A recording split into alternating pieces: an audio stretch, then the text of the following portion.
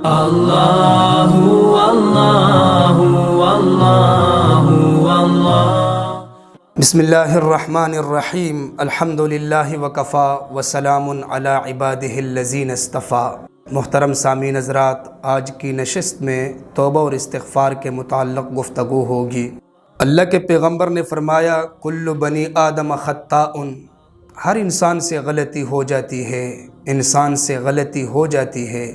وخیر الخطائین التوابون، فرمایا بہترین گناہ گار وہ ہے کہ جیسے ہی اس سے گناہ ہو جائے، غلطی ہو جائے، فوراً وہ جا کر توبہ کرے، اللہ کی بارگاہ میں حاضر ہو جائے اور معافی طلب کرے اور ندامت کے آنسو بہائے۔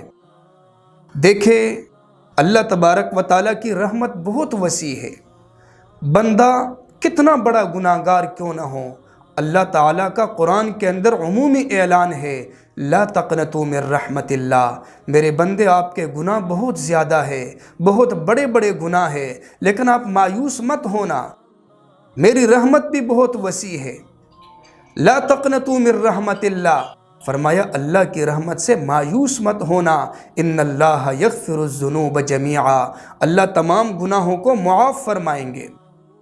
بلکہ قرآن میں ہی یہ بھی ذکر ہے کہ جو بندہ توبہ کرتا ہے، ظاہر سے پاک ہو جاتا ہے اور باطن سے بھی پاک ہو جاتا ہے، یعنی توبہ کر کے باطن سے پاک اور پھر ظاہر سے بھی وہ شریعت کے مطابق صفائی حاصل کرتا ہے، اللہ تعالیٰ خود ایسے بندے سے محبت فرماتے ہیں۔ قرآن کہتا ہے ان اللہ یحب التوابین ویحب المتطہرین، جو توبہ کرنے والے ہیں، جو صفائی حاصل کرنے والے ہیں، جو طہارت حاصل کرنے والے ہیں، اللہ تعالیٰ ان کے ساتھ محبت فرماتے ہیں۔ اور اللہ کے پیغمبر نے دعا ہمیں سکھلائی، فرمایا یہ دعا مانگا کرو، اللہم اجعلنی من التوابین واجعلنی من المتطہرین، اللہ مجھے ان لوگوں میں سے بنا جو توبہ کرنے والے ہیں، جو طہارت حاصل کرنے والے ہیں، پاکی اور صفائی حاصل کرنے والے ہیں۔ ایک تو رمضان کا مبارک مہینہ ہے، اللہ کی رحمت تو ویسے بھی وسیع ہے، لیکن اس مہینے کے اندر صرف بہانے کی تلاش۔ اللہ گناہوں کو معاف فرماتے ہیں، خطاؤں کو معاف فرماتے ہیں، صرف بہانے کی تلاش۔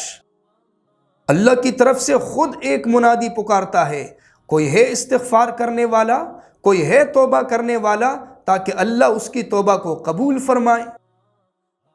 رمضان میں ہمیں کثرت سے استغفار کرنا چاہیے۔ استغفار کا معنی کیا ہوتا ہے؟ بخشش طلب کرنا، معافی طلب کرنا، کہ اللہ ماضی میں جو گناہ میں کر چکا ہوں، میرے ان گناہوں کو معاف فرما۔ استغفار اور توبہ میں فرق ہے۔ توبہ کہتے ہیں رجوع کو، توبے کا مطلب یہ ہوتا ہے کہ بندہ کہتا ہے اللہ میرے گناہوں کو معاف فرما، آئندہ کے لیے میں عہد کرتا ہوں، میں شرمندہ ہوں، میں مجرم ہوں کہ میں آئندہ گناہ نہیں کروں گا۔ لیکن استغفار کا یہ مطلب ہوتا ہے کہ اللہ میرے گزشتہ گناہوں کو معاف فرما۔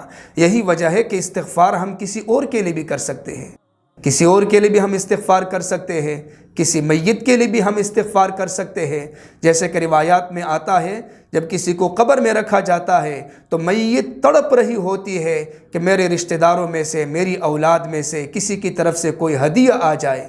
وہ میت انتظار میں ہوتی ہے، یہاں تک کہ اس کو جب رشتہ داروں کی طرف سے کوئی ہدیہ ملتا ہے استغفار کی صورت میں، دعاؤں کی صورت میں، تو ایک فرشتہ اس میت کو بتاتا ہے، اسے کہتا ہے کہ آپ کے بیٹے نے، آپ کے بھائی نے، آپ کے والد نے یہ تحفہ آپ کے پاس بھیجا۔ اور وہ جو مردہ ہوتا ہے، وہ جو میت ہوتی ہے، وہ بہت زیادہ خوش ہو جاتی ہے یہ بات سن کر۔ تو رمضان میں ہمیں ساتھ ساتھ یہ بھی چاہیے کہ ہم استغفار کریں اور ہم ایصال ثواب کی بھی پابندی کریں۔ توبہ کا مطلب تو یہ ہوتا ہے کہ ہم توبہ کریں رمضان میں، اللہ تعالیٰ سے معافی مانگے اور ندامت کے آنسو بہائے، اللہ کے ساتھ عہد کرے کہ آئندہ ہم گناہ نہیں کریں گے، ہماری توبہ ہے۔ اور حقوق اللہ میں سے جو ہم سے کوتاہی ہو چکی ہے، جو نمازیں رہ گئی ہے، جو روزے رہ گئے ہیں، جو زکوٰۃ کی رقم رہ گئی، اس کو ادا کریں۔ حقوق العباد میں سے جو ہم نے کبھی کوتاہی کی، کسی کی رقم کو ہم نے دبایا ہے، اور یا کسی کی شان میں ہم نے گستاخی کی، کسی کی بےزتی کی، کسی کی تذلیل کی، تو رقم اس کو ادا کرے کسی بھی طریقے سے اور اس سے معافی مانگے۔ یہ توبہ مکمل ہو جائے گی اور اللہ تعالی ہمارے گناہوں کو معاف فرمائیں گے۔ چلتے پھرتے ہمیں رمضان میں یہ جو کلمات ہے یہ ہمیں کہنے چاہیے۔ استغفر اللہ الذی لا الہ الا هو الحی القیوم واتوب الیہ۔ دیکھو توبہ اور استغفار کا نتیجہ کیا ہوگا؟ نبی علیہ الصلوۃ والسلام نے فرمایا التائب من الذنب کمن لا ذنب له۔ جو شخص گناہ سے توبہ کرتا ہے اللہ اس کے گناہوں کو معاف فرما دیتے ہیں اور اس کا نامہ اعمال صاف ہو جاتا ہے، گویا کہ اس نے گناہ کیا ہی نہیں۔ تو رمضان کا مبارک مہینہ ہے، موبائل کے استعمال کو کم کرے، اپنی مصروفیات کو کم کرے اور عبادات کو وقت دے، توبہ کرے، استغفار کرے، ذکر و اذکار کا ورد رکھے، اور جو اپنے رشتہ داروں میں سے کوئی فوت ہو چکے ہیں ان کے لیے ایصال ثواب کا اہتمام بھی کرے۔